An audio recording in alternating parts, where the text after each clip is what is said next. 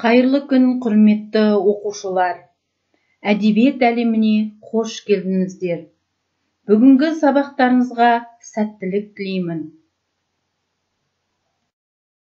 Бүгін біз «Туған жерім, аялы алтын бесігім» бөлімі бойынша Доспамбет жыраудың өмірі мен шығармашылығы, айналайын ақ жайық толғауы бойынша жұмыс жүргіземіз.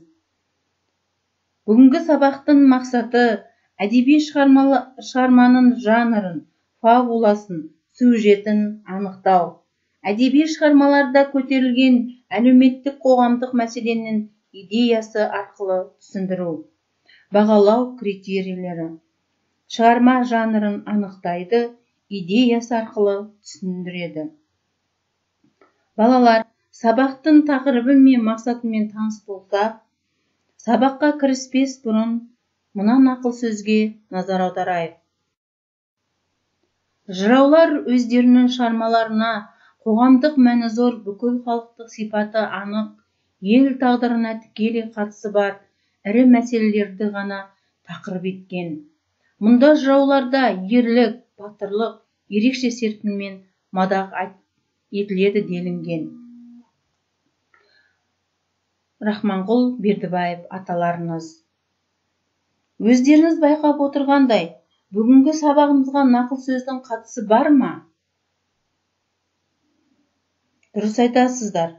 Қазақ хандығының құрылу кезеңінде өмір сүрген, ұлттық әдебиеттің қалыптасуына үлес қосып, қазақ, қарақалпақ, ноғай, үш халыққа ерлік поэзиясын паш еткен Доспамбет жырау туралы болмақ.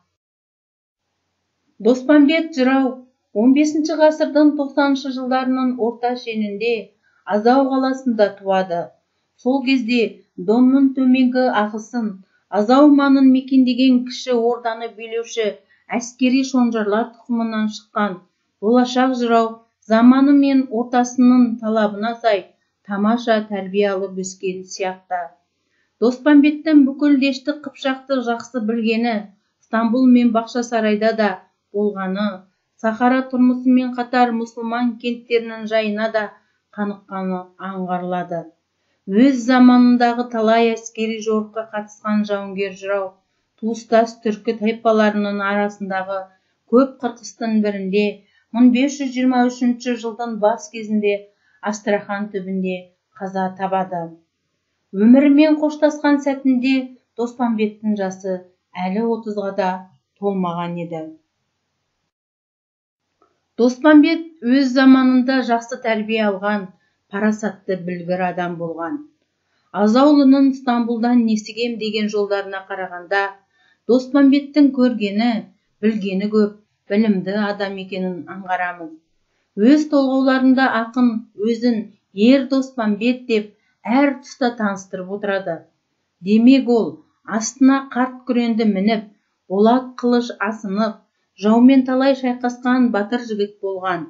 Ол күңіреніп күн түбіне жортқан, садақ толған сәйгез оқ өткеріп, арғымақтың талдай мойнын талдырып, көп жорықтарға бастаған.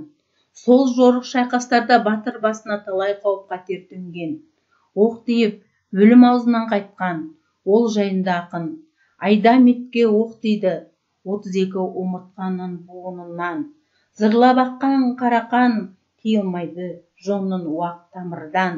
Жара бір қатты, жән тәтті, жара аузына қан қатты, жағдайсы жаман қалып барамын, жанымда бір туғанның жоғынан, деп сол бір қатерлі шақты бейнелеген. Доспамбет айналайын ақ жайық деп туған жайығын, бетегелі сарыарқасын, елін, жерін шексіз сүйген.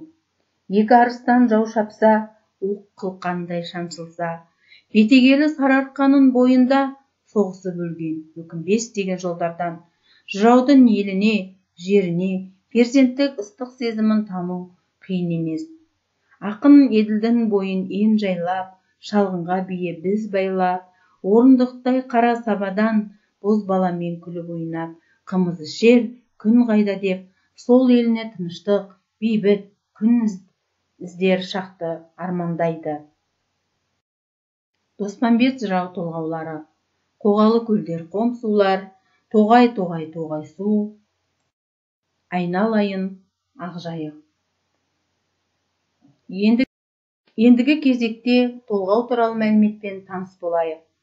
Толғау дегеніміз, толғау жанры әдебиетіміздегі ақындар шығармашылығында, әсіресе жыраулар поэзиясында жиі орын алады. Толғау өлеңде ақындар өмірі туралы, қоғам, адам тіршілігі, жақсылық, жамандық, тағы басқа тақырыптарда ақыл өсиет, насихаттық тұрғыда ой қозғайды. Көрнекті өкілдері Қазтуған, Доспамбет, Шалғиыз, Ақтамберді, Үмбетей, Бұқар, Дулат, Махамбет, Базар, тағы басқа. Балалар, қазіргі айтқан мәліметтерді пысықтауда айналайын ақжайық толғау. Айналайын ақжайық, ат салмай өтер күн қайда, еңсесі биік боз орда, еңкиер кірер күн қайда.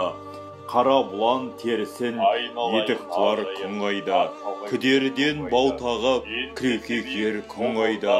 Күмбір кісінетіп күренді мінер күн қайда. Толғамалы ақ балта толғап ұстар күн қайда. Алты құлаш ақ найза ұсынып шаншар күн қайда.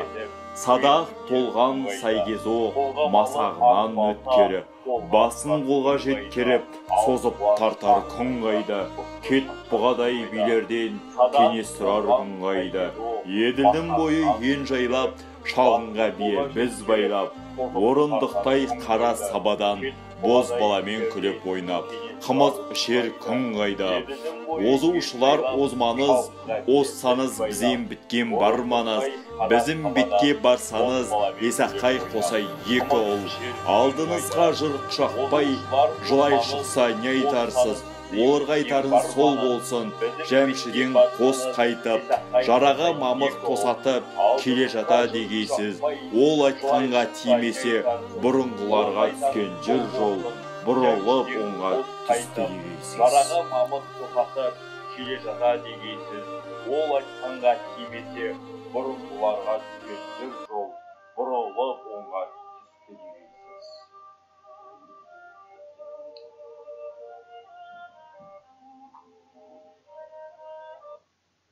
Балалар, толғауды мұқият тыңдаған болсаңыздар, қай сөз ерекше сіздерге әсер етті? Жарайсыңдар балалар, ақжайық, күн қайда? Айналайын ақжайық толғауында Доспамбет жырау өз дәуіріндегі көшпелі қазақ өмірін, қазақ жұртына қалқан болған ерлердің қарекет сипатын, олардың асқақ рухты болмысын, романтикалық әсерлерге жетелейтін айшықты бояуларын қанықтыра, әрі сол суреттерді аңсау сезіммен қабыстыра бейнелейді. Толғаудың қай тұсын алсаңыз да, мүлтіксіз суреттелген көріністер мен сол көріністерді аңсау сезіміне жолығасыз.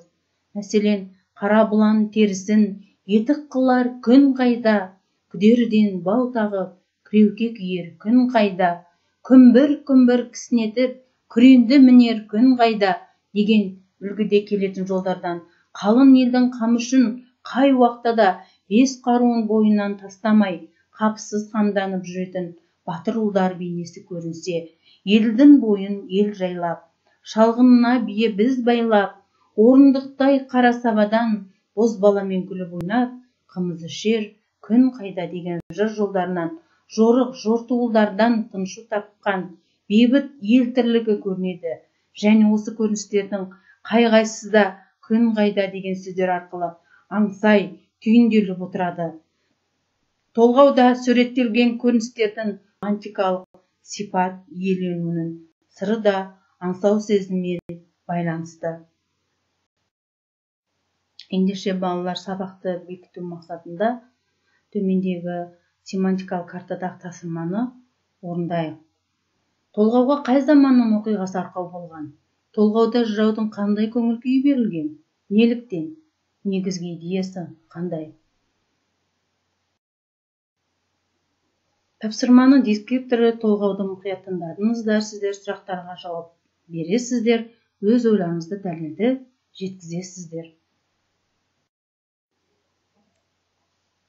Дұрыс айтасыздар балалар. Толғауға қай заманның оқиғасы арқау болған деген сұраққа сіздер қазақ халқының қалыптасу кезеңі, 14-15 ғасырды қамтиды деп отырсыздар.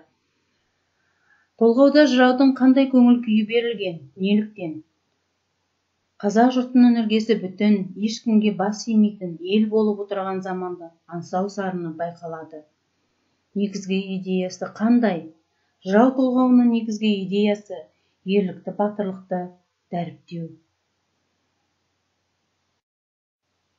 Ендеше келесі кезекті табыс сатыс әдісі бойынша кері байланысқа